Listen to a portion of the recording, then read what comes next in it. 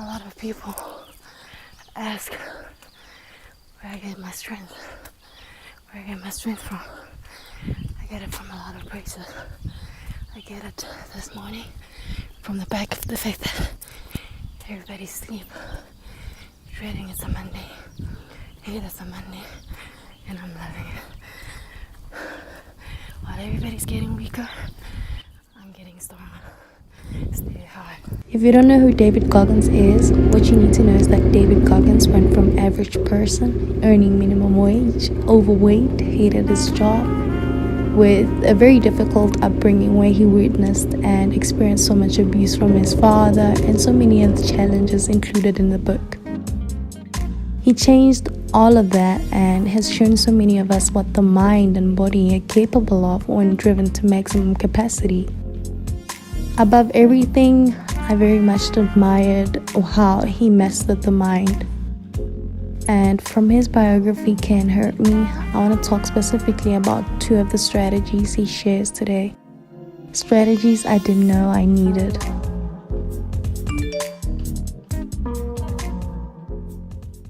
If you told me a couple of months earlier I'd be able to squeeze in a morning run, read for at least a good hour, meditate, journal, have a full breakfast, and still make it to work early, I wouldn't believe it.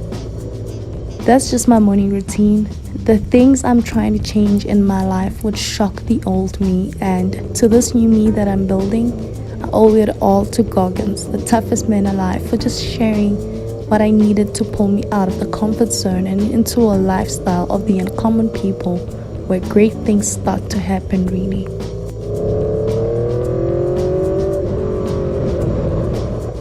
So how do you develop mental toughness for a life full of discipline and hard work? In short, build calluses on your mind. I've always liked the saying, do one thing every day that scares you. But Goggins' way of doing one thing that sucked every day brought a whole new meaning for me on that.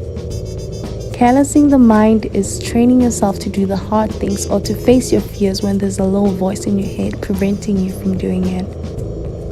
Slow, small decisions of winning over that soft voice that always seeks comfort, wants to hit the snooze button, wants to stay home and watch a series.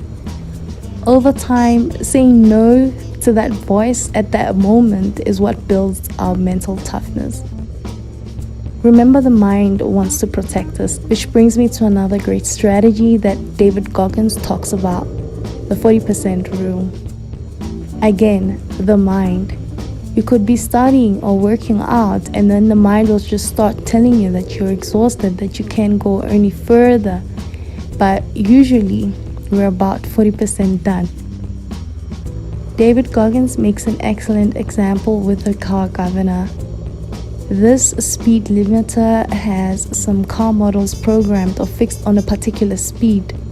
And no matter how much throttle you open, you will never pass that, say, 299, even if you feel that the car, the bike, or whatever it is, still has a lot to give. Humans too are capable of high performance, but what we have as a governor is something very deep within our minds and intertwined with our identity. It's that little voice of feedback. It knows our weaknesses. It knows we love ice cream. It knows we like being cozy and cuddled up instead of putting on our running shoes. But unlike the car, we have the power to fight against the governor and push through. David Goggins never said we should be like him or attempt to be like him, but I believe his message speaks to people with a warrior mentality that prefer to stay in common out of the comfort zone and just pushing their limits.